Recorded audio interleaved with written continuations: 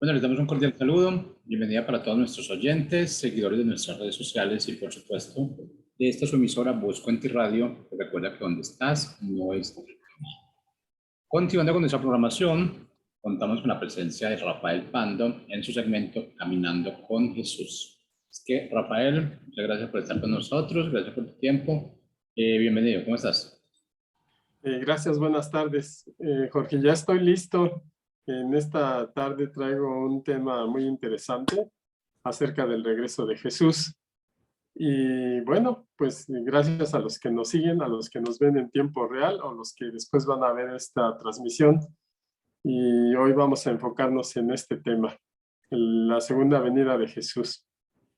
Bueno, iniciamos. Gracias, sí. Bueno, durante los diferentes transmisiones de este segmento Caminando con Jesús, hemos hablado principalmente de la primera venida de Cristo a esta tierra, donde fue un evento muy importante, trascendental y que marca la historia de la humanidad en un antes y en un después.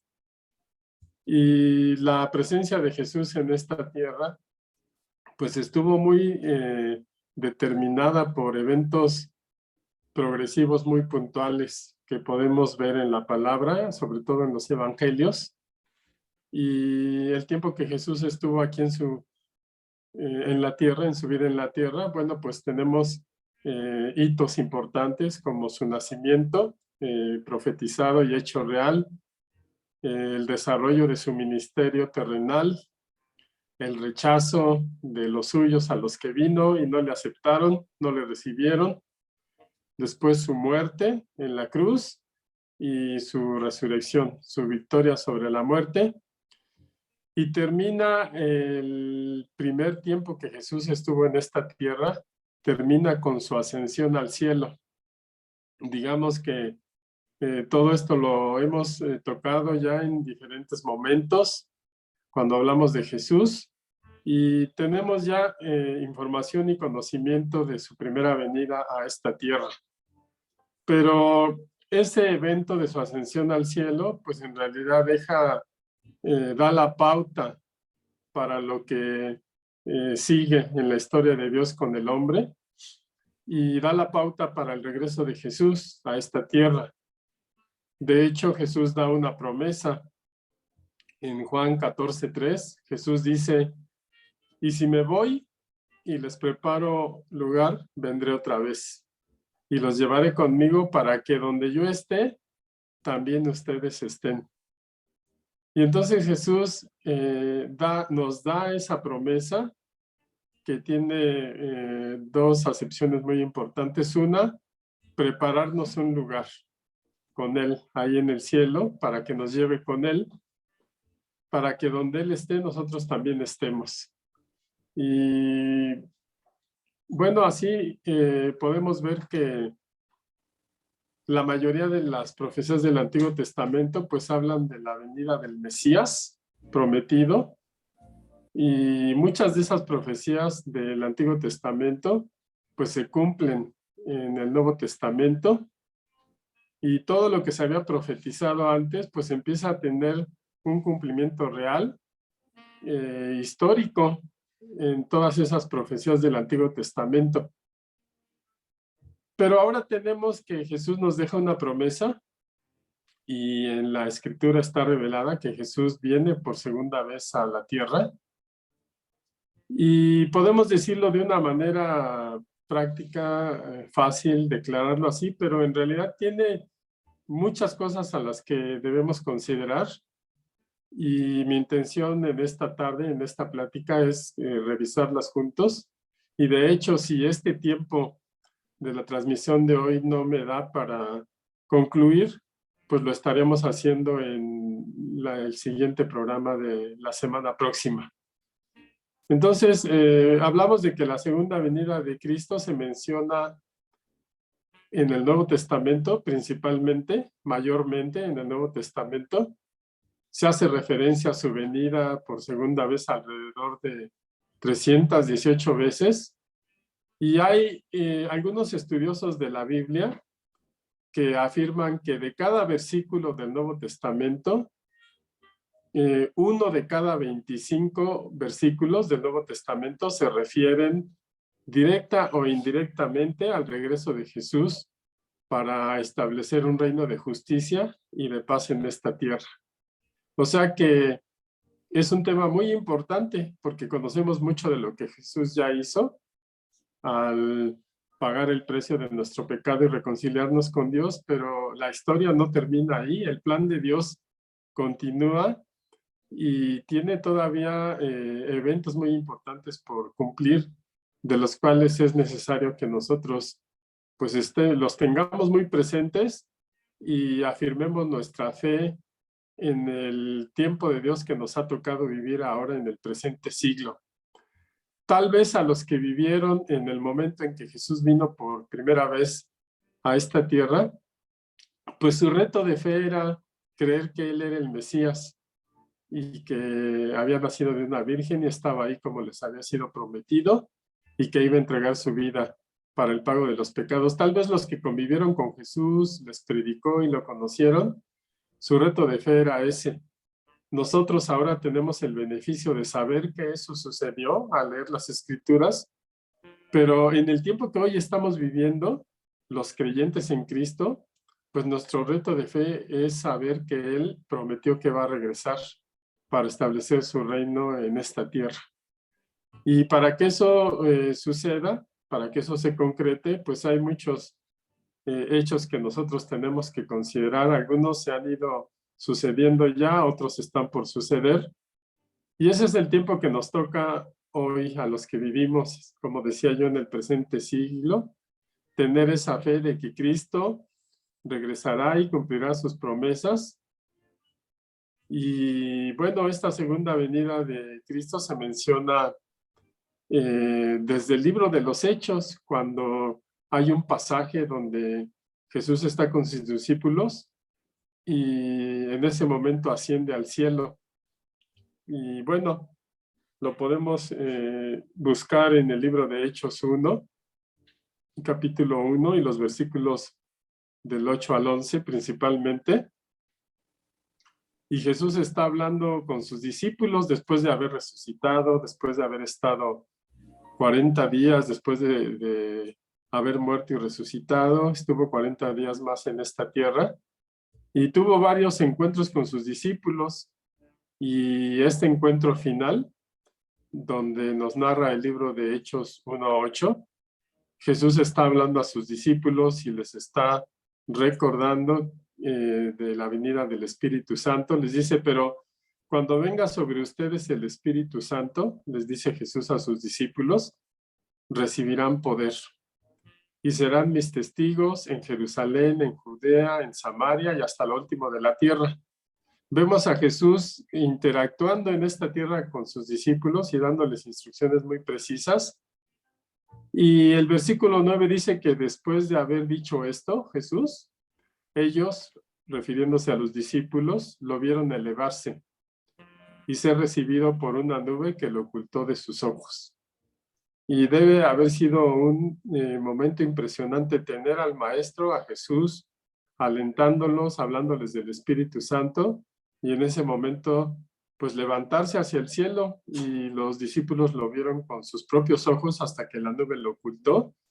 Narra este pasaje de la Escritura, y dice que mientras miraban al cielo y veían cómo él se alejaba, dos varones vestidos de blanco se pusieron junto a ellos, junto a los discípulos, y les dijeron, varones galileos, ¿por qué están mirando al cielo? Este mismo Jesús que ustedes han visto irse al cielo, vendrá de la misma manera que lo vieron desaparecer.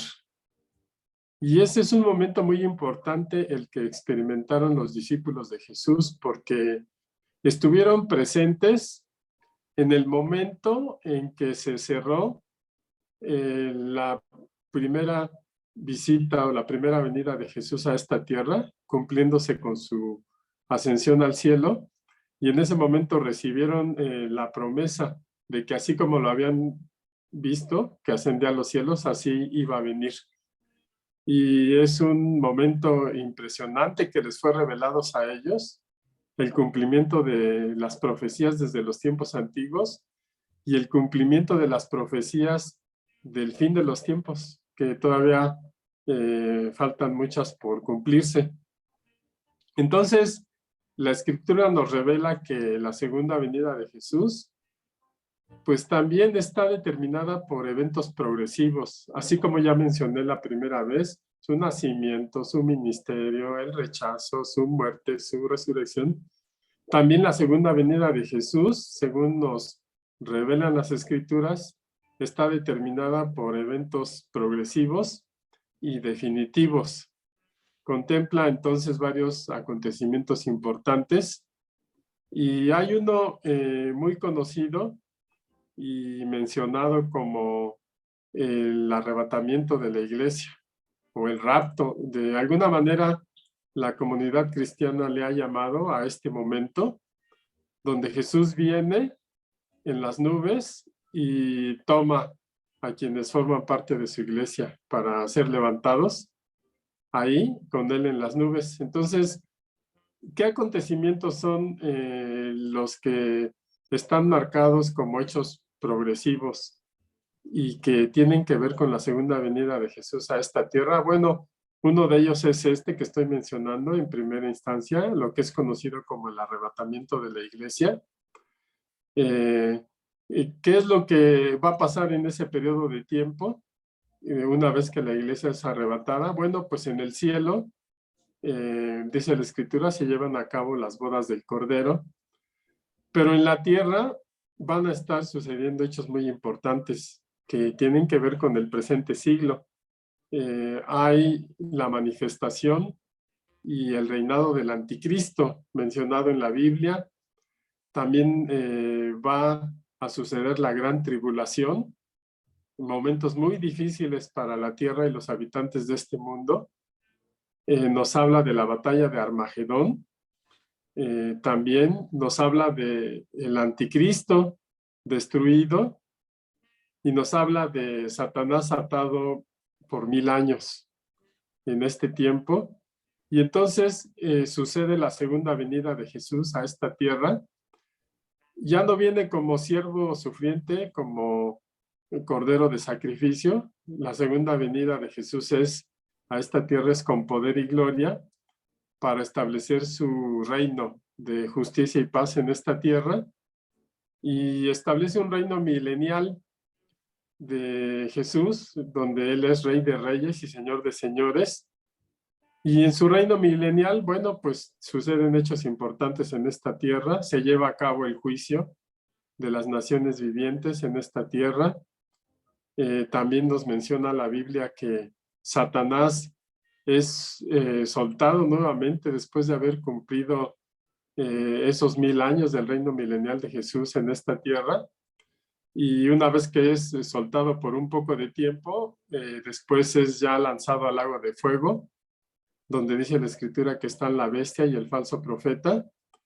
Y también en ese tiempo de los tiempos finales, pues se lleva a cabo el juicio del trono blanco, donde se juzga a cada persona, los de la segunda resurrección, por lo bueno o lo malo que hayan hecho mientras vivían en esta tierra. Y bueno, lo estoy, digamos, relatando de una manera muy ágil, pero en realidad es algo muy profundo, de mucha revelación en la Escritura, y de hecho, pues hay diferentes niveles de revelación. Hay gente muy estudiosa en la palabra que ha entendido con mucho más detalle esto, pero al menos para muchos de nosotros es necesario tener un conocimiento general bien fundamentado del tiempo que estamos viviendo y lo que está por venir, de acuerdo a lo que está profetizado en la palabra de Dios.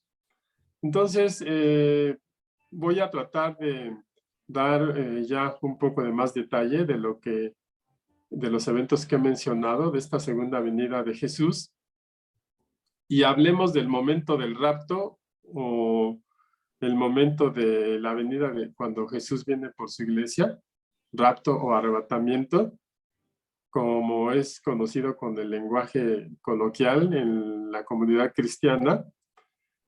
Y es un evento relacionado de Jesús con su iglesia, con los que murieron en él, dice la Escritura, para ser más precisos.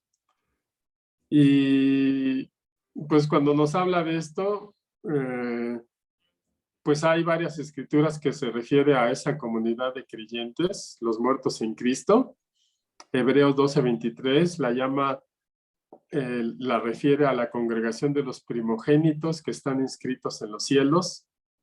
Se ha identificado esta escritura con esa iglesia que es levantada por Jesús en los cielos.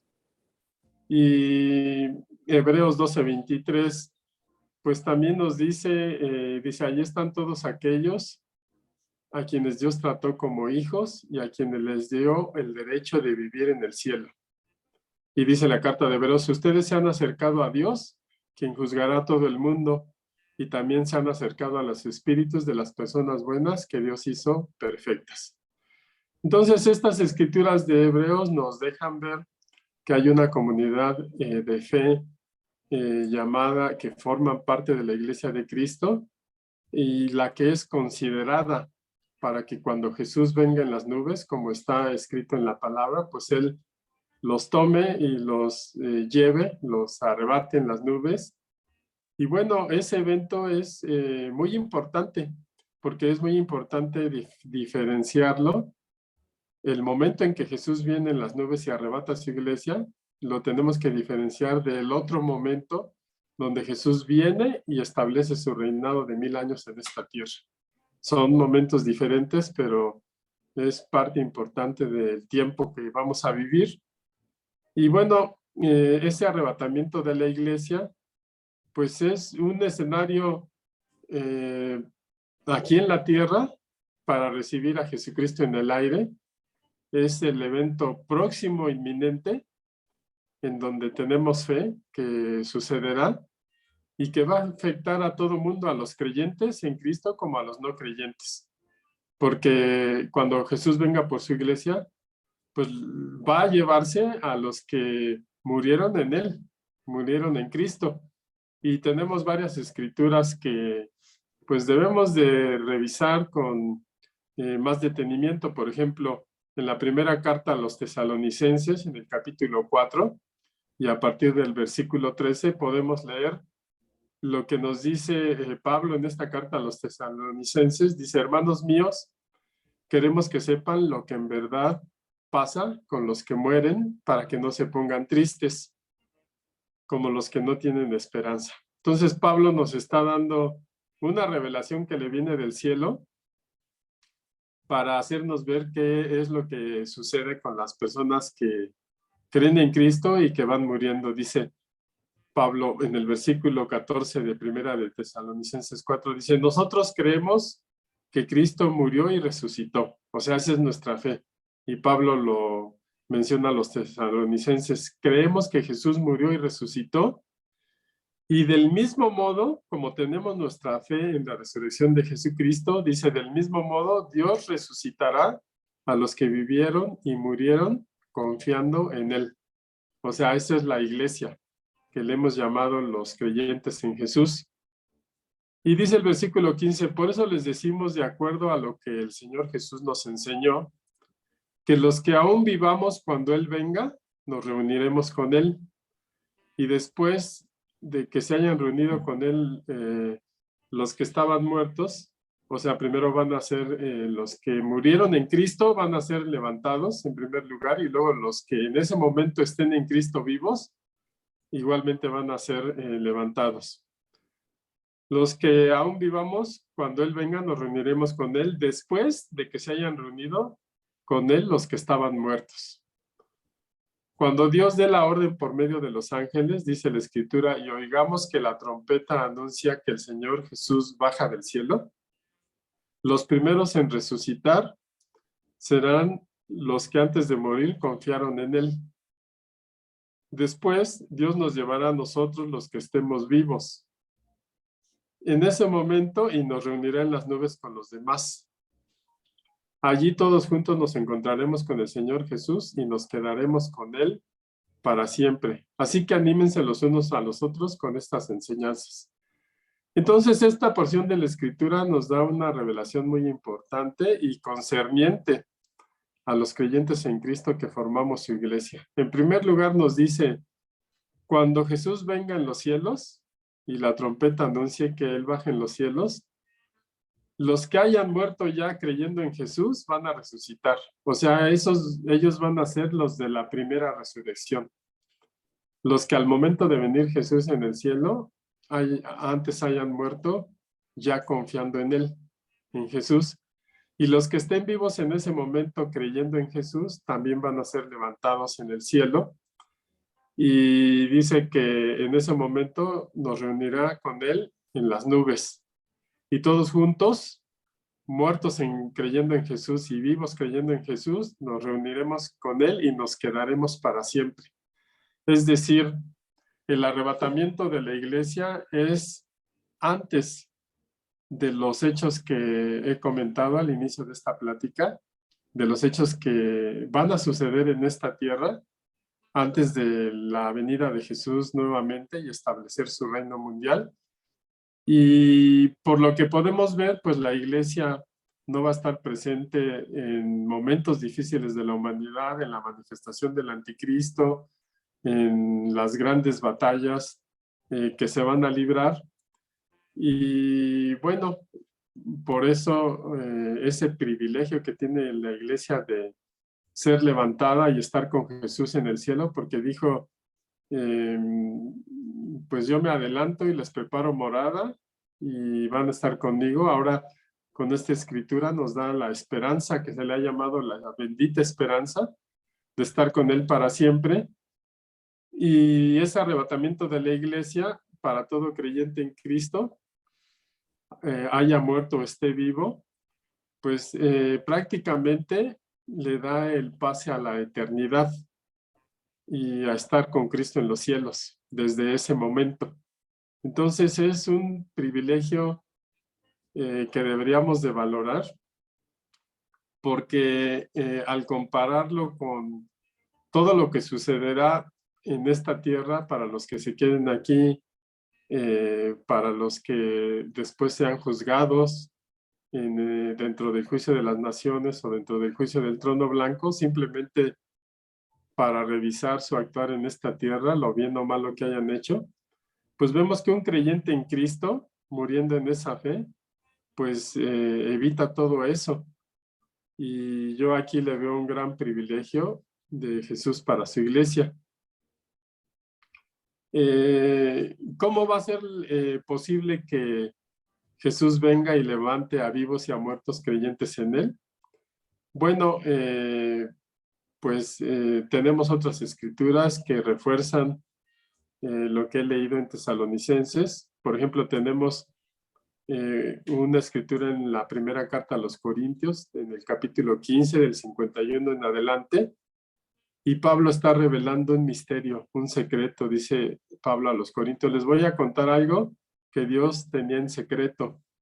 No todos moriremos, pero todos seremos transformados. Está hablando del momento del arrebatamiento. No todos moriremos, pero todos seremos transformados. Dice, en un abrir y cerrar de ojos, que es así como la escritura habla del momento en que Jesús desciende y toma a los que están con Él y los levanta en las nubes. Dice, en un abrir y cerrar de ojos, cuando Cristo vuelva, se oirá el último toque de la trompeta y los muertos volverán a vivir para no morir jamás y nosotros seremos transformados.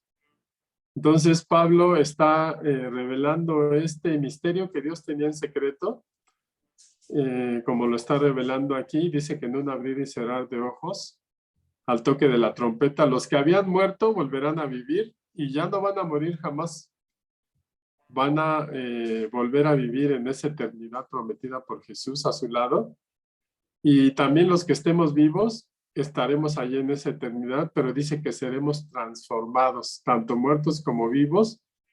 Y dice el versículo 53 de 1 de Corintios 15, dice, Dios cambiará estos cuerpos nuestros que mueren y se destruyen por cuerpos que vivirán para siempre y que nunca serán destruidos.